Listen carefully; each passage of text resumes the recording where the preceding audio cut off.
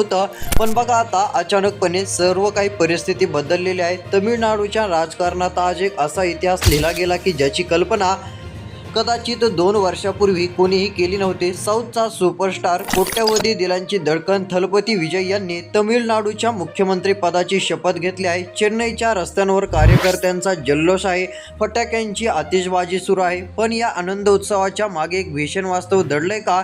विजय यांनी मुख्यमंत्री पदाची शपथ तर घेतली, पण ही खुर्ची खरोखर सुरक्षित आहे का? आता हे मुख्यमंत्री पद त्यांचं जे आहे ते 5 वर्ष टिकून राहील की मोठी अडचण निर्माण होऊ शकते? नेमका विचार सध्या जे आहे ते 2 ते 3 आमदारांच्या मनात काय आहे की त्यामुळे इकडे विजय थलापती यांची अडचण देखील वाढू शकते? सर्व काही महत्त्वाची बातमी आपण बघणार आहोत, त्यासाठी आता लक्ष देऊन शेवटपर्यंत व्हिडिओ पाहण्याचं काम करा। अशाच पॉलिटिकल अपडेटसाठी आत्ताच आपलं चॅनल सबस्क्राईब करून नोटिफिकेशन बेलला ऑलवरती टाका। तर चला पाहूया। तर बघा आता महाराष्ट्र असो किंवा इतर राज्य असो, या ठिकाणी BJPला मोठ्या प्रमाणामध्ये बहुमत मिळालं।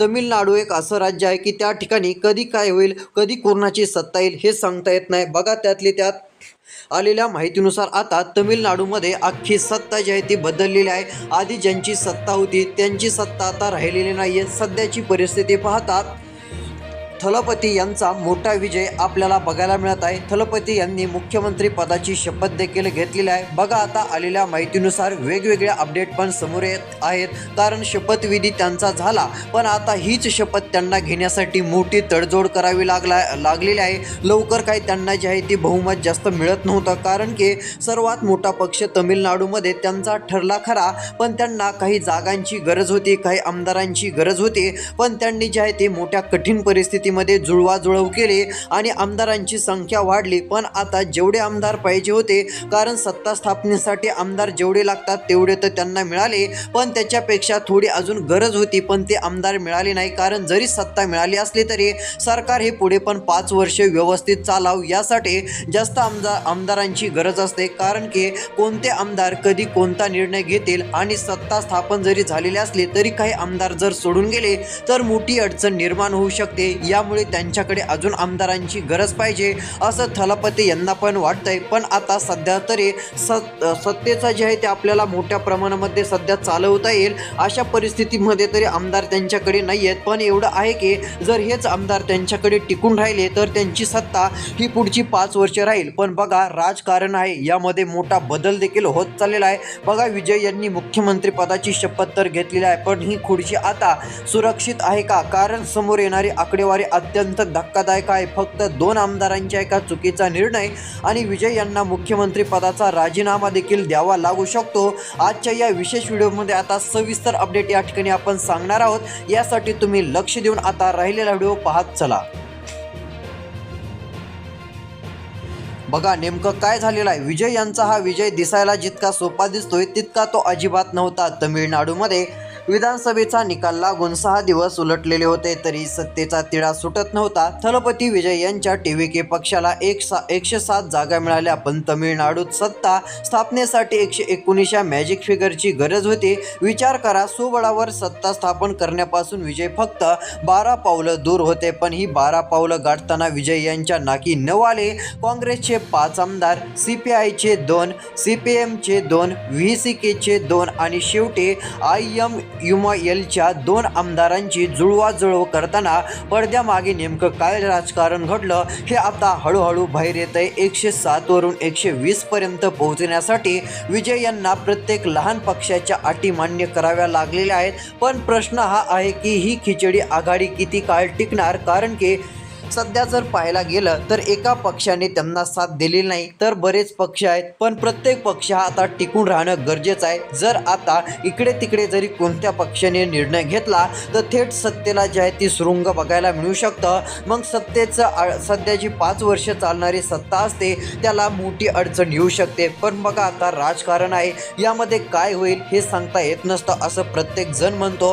आता सर्वात महत्त्वाच्या मुद्द्यावरती येऊयात। विजय यांच्याकडे सध्या 120 आमदारांचं समर्थन आहे आणि मतासाठी 119 आमदारांची गरज आहे। याचा सरळ अर्थ असा होतो की विजय यांच्याकडे बहुमतापेक्षा फक्त आणि फक्त एकच आमदार जास्त आहे। ज्या ठिकाणी 15 ते 20 आमदार जास्त असायला पाहिजेत त्याच ठिकाणी एकच आमदार आहे। आता तुम्ही म्हणत असाल आता बहुमतापेक्षा एक आमदार आहे, मग तुम्ही का असं सांगत आहात की 15 ते 20 आमदार जास्त असायला पाहिजे असा थोडाच कोणता नियम आहे?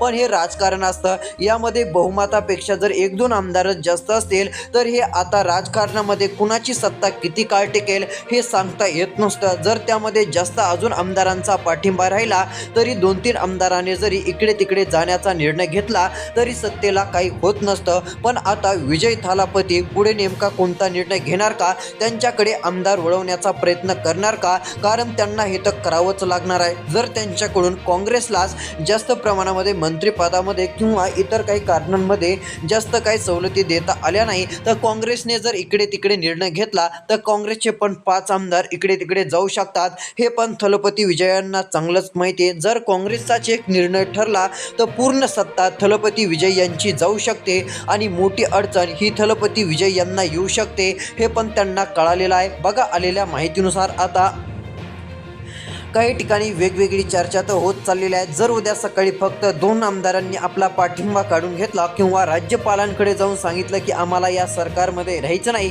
तर विजय यांचं सरकार एका क्षणात अल्पमतात येईल। राजकीय वर्तुळात चर्चा आहे की विरोधी पक्षाचे नेते आधीच्या 2 कुमकुवत दुव्यांच्या शोधात आहेत। काँग्रेस किंवा इतर मित्र पक्षांमधील काही आमदार जर नाराज झाले तर विजय यांच्यासाठी ही मुख्यमंत्री पदाची खुर्ची काट्यांचं मुकुट आता जे आहे ते बघायला मिळू शकते। मित्र पक्षांमधील काही आमदार नाराज होऊ नये याकरिता देखील मोठा प्रयत्न विजय यांचा सुरू आहे। सत्तेच्या या खेळात एक आमदार कोट्यावधींच्या किमतीचा झालाय आणि अशी परिस्थिती घोडे बाजाराला उधाण येण्याची शक्यता नाकार येत नाही असा प्रश्न देखील आता उपस्थित होऊ लागलेला आहे। बघा नेमकं काय झालेलं आहे, आता आमदारांचा पाठिंबा वाढणार आहे का की 2 आमदार नेमका कोणता निर्णय घेणार आहेत का की ज्यामुळे इकडे विजय थालापती यांच्या सत्तेला अडचण येऊ शकते, याबद्दलचा पण एक रिपोर्ट आलेला आहे। तर चला सविस्तर एक सूत्रांकडून आलेली माहिती या ठिकाणी आपण बघून घेऊयात।